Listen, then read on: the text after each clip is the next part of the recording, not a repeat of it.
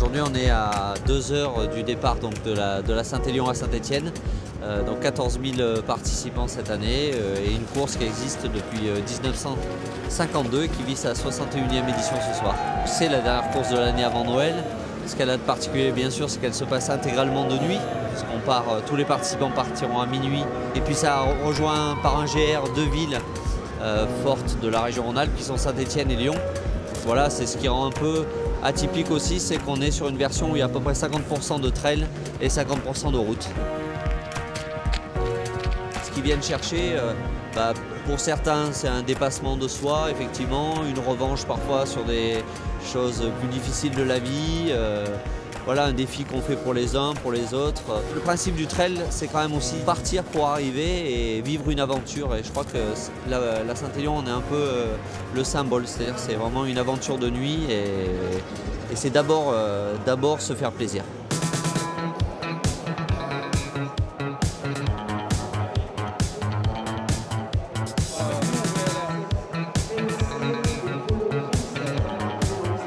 Alors en fait, c'est une course de nuit déjà.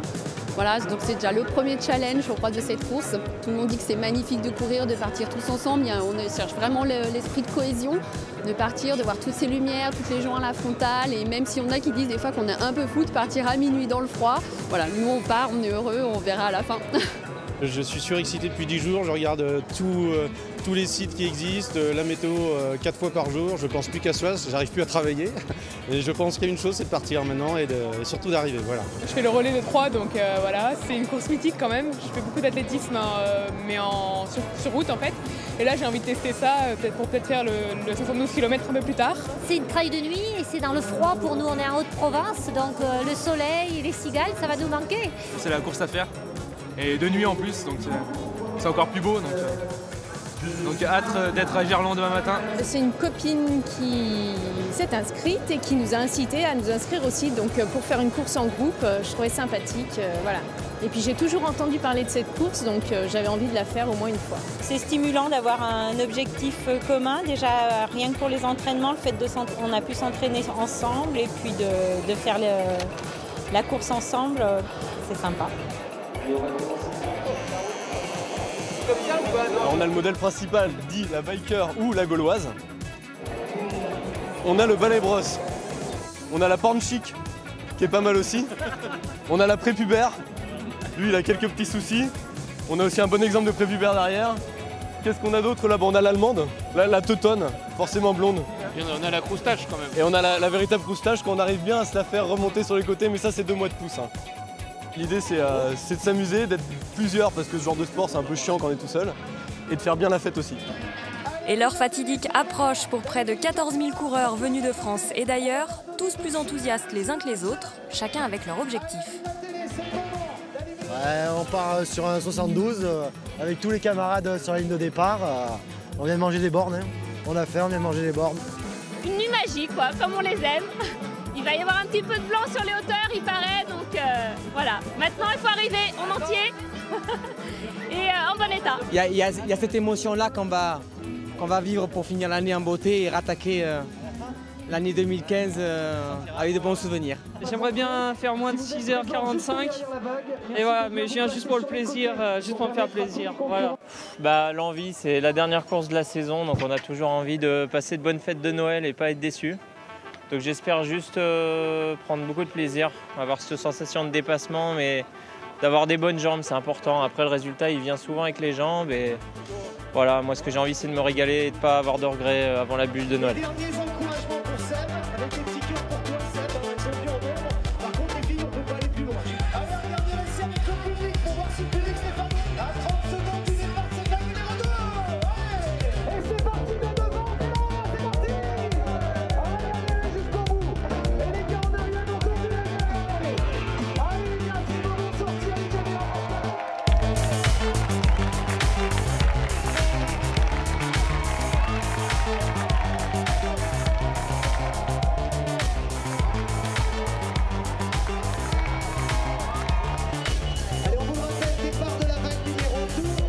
Les coureurs individuels partent pour 72 km, les autres peuvent partir en relais de 2, 3 ou 4 personnes.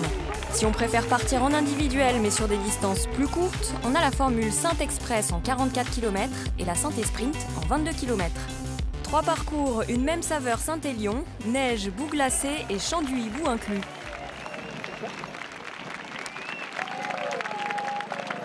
Le plaisir, c'est d'être avec tout le monde et de faire une belle épreuve. En plus, on a des bonnes conditions, donc c'est impeccable. Allez, on lâche rien, on lâche rien. Allez, on continue.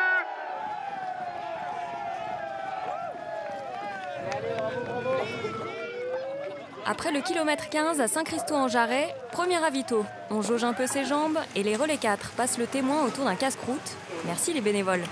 Quel côté on préfère être? Ah, de ce côté. On va connaître, c'est sûr. Il faut quand même les filmer elles aussi, parce que c'est quand même grâce à elles qu'on mange bien, qu'on arrive à être au chaud grâce au thé. Ça va, on est... La route est longue. On est 3 frères là. Le 3e est là.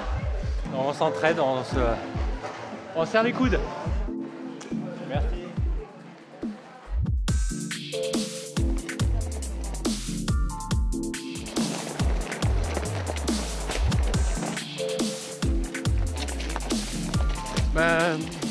C'est de visiter, surtout de nuit, on voit vraiment loin, c'est magnifique. Non, c'est une ambiance qui est particulière et on retrouve ça que la nuit.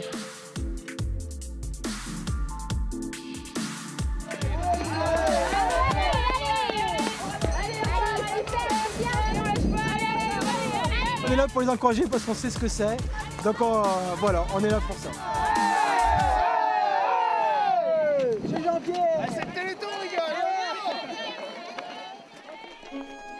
Entre Saint-Christo et Sainte-Catherine, c'est l'essence de la course.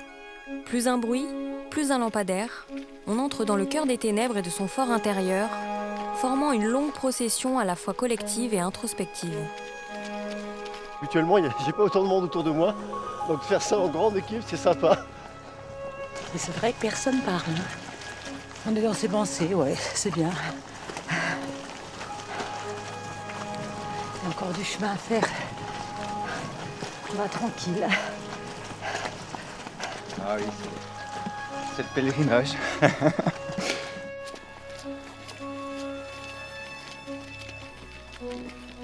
J'ai mis à contribution ma femme. J'ai saoulé pour faire ce que je fais là, donc faut que j'aille au bout, pas le choix. Voilà. Et quels arguments t'as trouvé pour la convaincre? C'était une passion, que c'était ma manière à moi de ressortir un petit peu voilà quoi, le surplus emmagasiné au boulot, dans la vie de tous les jours quoi.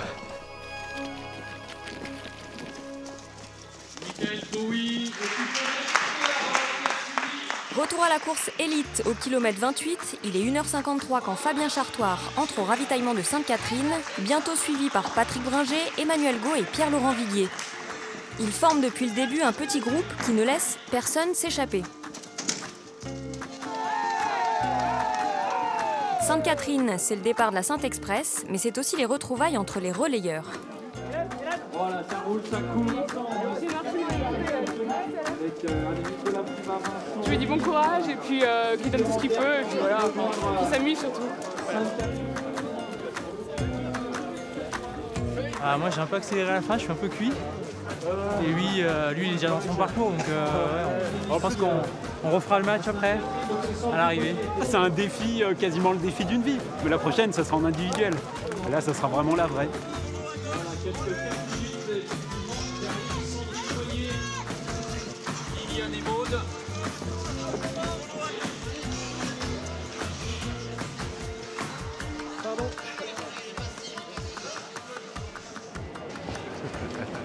C'est top la Saint-Élion, faut venir les gars. On est content de trouver le ravitaillement à Sainte-Catherine. Je l'attendais un petit peu. Bon, c'est assez glissant sur le parcours, mais bon, pour l'instant ça va. Je suis arrivée à suivre les copines, donc c'est bon. Une chute, j'ai eu des crampes, mais à part ça, ça va. On a un petit rythme tranquille, donc ça va bien. Il y a un peu moins de montée, donc on va pouvoir rouler plus tranquillement. On va rester sur un rythme à peu près standard pour pouvoir continuer. Il y a encore de la distance. Et puis on verra après sur les derniers kilomètres si on a vraiment l'énergie, si on peut lancer un peu plus ou si on restera. Voilà. Après Sainte-Catherine et le fameux Bois d'Arfeuil, le profil de la course est sur la descente jusqu'à Lyon. En tête, Pierre-Laurent Viguier tente une échappée mais sera rattrapé à quelques kilomètres de l'arrivée par Patrick Bringer et Manu Got. Pour les autres, la vue des lumières de la capitale rhône-alpine redonne un coup de fouet aux corps épuisés.